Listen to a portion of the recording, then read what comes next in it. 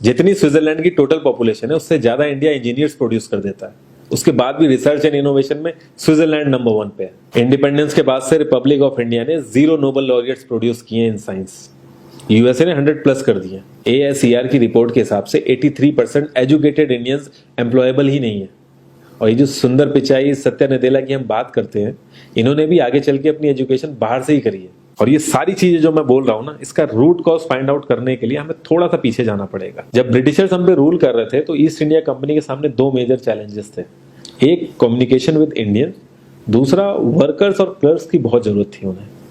फिर Thomas Babington McCoy ने हमें इंग्लिश एजुकेशन एक्ट ऑफ 1835 दिया, जिससे उनके दोनों पर्पस पूरे हुए। पहला, उनको बंदे चाहिए थे जो चुपचाप डेस्क पे बैठे, अपना काम करें, क्वेश्चंस ना करें और ज्यादा क्रिएटिव ना हो। Second, communication in English. English सबसे ज्यादा बोले जाने वाली लैंग्वेज नहीं है, उसके बाद भी इंग्लिश एक लैंग्वेज की बजाय एक क्लास बन गया इंडिया में। रशिया, चाइना, फ्रांस, ये सब जगह इतना ऑब्सेशन नहीं है इंग्लिश को लेके जितना इंडिया में है।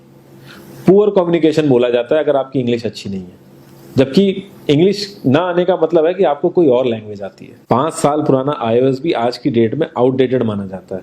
लेकिन इतनी इंपॉर्टेंट चीज, हमारा एजुकेशन सिस्टम, आज भी बस थोड़े से चेंजेस के साथ ऐसे ही चल रहा है। हमारे एजुकेशन सिस्टम में रटने का कंपटीशन होता है, जो ज्यादा रट लेता है उसके ज्यादा मार्क्स आते हैं। अब 95% जिसके संस्कृत में आए हैं वो भी संस्कृत नहीं बोल पा रहा है। और बेसिक हिस्ट्री होने की बजाय इतनी मोटी मोटी किताबें हैं हिस्ट्री की जिसका कोई मतलब नहीं है। अगर आज की डेट में आपको कुछ भी पता करना है, आप गूगल से पता कर लोगे। उसके लिए आपको याद करने की जरूरत नहीं है इतना कुछ। और ये गवर्नमेंट स्कूल में हर क्लास में इंग्लिश का सब्जेक्ट है। 12-12 साल लगाने के बाद भी लोग इंग्लिश नहीं बोल पा रहे हैं। और बिना किसी बुक को पढ़े 5 साल का बच्चा सीख लेता है, क्योंकि उसको वैसा एनवायरमेंट मिल जाता है। A+B का whole square is equal to A² + B² + 2AB। इसका रियल लाइफ में क्या यूज है किसी को नहीं पता, न प्रिंसिपल, न टीचर, न बच्चे, बस पढ़ाए चले जा रहे हैं। हो सकता है इसका कुछ मतलब हो, लेकिन आप ट्राई करके देख लेना, किसी को नहीं पता। हाँ, 2AB की जगह अगर आपने 3AB बोल दिया तो 4 लोग हंसने वाले मिल जाएंगे आपके ऊपर। किंडरगार्टन में जो बच्चों को सिखाने के लिए टेक्निक यूज होती है वो लाख गुना अच्छी है कॉलेज की वो रटने वाली टेक्निक से। और जिन बच्चों के बहुत ज्यादा नंबर आते हैं ना, जो वो छुपा छुपा के एग्जाम में लिखते हैं, आप देखोगे जब वो रियल लाइफ में जाते हैं ना तो ज्यादातर क्रम्बल करते हैं वो। हर किसी को सेम सिलेबस और सेम चीज सिखाई जाती है बिना उसकी कैपेबिलिटी देखे। और क्रिएटिविटी का तो दूर दूर तक मतलब नहीं होता।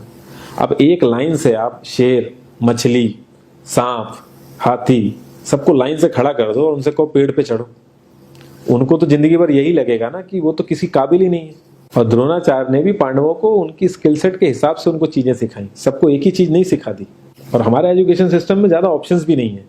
सबसे ऊपर साइंस, फिर कॉमर्स, और सबसे नीचे जाके कहीं नंबर आता है आर्ट्स का।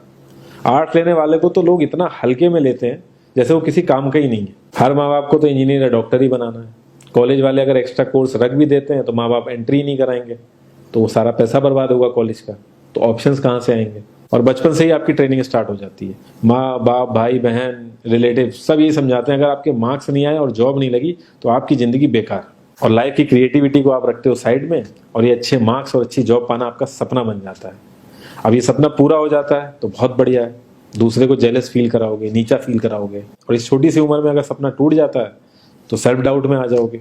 इतना बाहर वाले आपको नीचा नहीं समझेंगे जितना आप खुद की नजरों में गिर जाओगे। आप किसी भी 4-5 सक्सेसफुल आदमियों के बारे में सोच के देखिए जिन्हें आप बहुत सक्सेसफुल मानते हो या जिनकी तरह लाइफ आप जीना चाहते हो।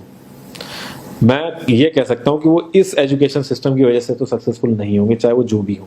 धीरू भाई अंबानी, विराट कोहली, आमिर खान, नरेंद्र मोदी, ये सब हमारे इस करंट एजुकेशन सिस्टम के ट्रैप में नहीं फंसे। इन्होंने खुद सीखा, खुद एजुकेट हुए और खुद आगे बढ़े। किसी कंपनी के सीईओ को अगर ये कहा जाए कि आप अपनी कंपनी के सारे डिपार्टमेंट में इंटरव्यू दीजिए, तो कोई गारंटी नहीं है कि वो सारे डिपार्टमेंट के इंटरव्यू निकाल लेगा। और ये भी हो सकता है कि वो आधे से ज्यादा डिपार्टमेंट के लिए क्वालिफाई ना करे एजुकेशन वाइज, लेकिन वो पूरी कंपनी चला सकता है। तो ये जो एक स्किल है, इसके बारे में बात क्यों नहीं होती? लोग अपनी 25% से ज्यादा जिंदगी इस करंट एजुकेशन सिस्टम में लगा देते हैं ताकि अपने से कम पढ़े लिखे आदमी की कंपनी में जाके उसके सपने पूरे कर सकें। इंडिया का जो करंट एजुकेशन सिस्टम है, अगर वो इतना ही अच्छा है तो जो भी सेलिब्रिटीज हैं, पॉलिटिशियंस हैं, वो अपने बच्चों को बाहर क्यों भेज रहे हैं पढ़ने के लिए? इनफैक्ट पॉलिटिशियंस के साथ तो ऐसा करना चाहिए जिस एरिया से वो जीते हो उसी एरिया के गवर्नमेंट कॉलेज में उनके बच्चों को पढ़ना कंपलसरी हो जाए, तभी वहां के गवर्नमेंट कॉलेज सुधर सकते हैं। 368 प्यून की जॉब के लिए 1.5 लाख ग्रेजुएट और 24,968 पोस्ट ग्रेजुएट ने अप्लाई किया। मैं आईएएस पीसीएस की तो बात नहीं करता हूँ, वो तो एक पैशन की बात होती है, लेकिन कुछ लोग 5-5, 6-6 साल से तैयारी कर रहे हैं कि कोई भी गवर्नमेंट जॉब मिल जाए उन्हें। उनसे पूछोगे क्यों ऐसे इतने टाइम से लगे हुए हो, तो वो एक ही चीज बोलेंगे कि जॉब सिक्योर है। मतलब आप काम नहीं भी करोगे तो आपको निकाला नहीं जाएगा। ये सारी कामचोरी वाली बातें माइंड में इसीलिए आती हैं क्योंकि हमारा जो करंट एजुकेशन सिस्टम है वो इतना कॉन्फिडेंस ही नहीं देता है कि हम अपनी स्किल के दम पे कहीं जाके काम करें और हमें निकलने का डर ना हो।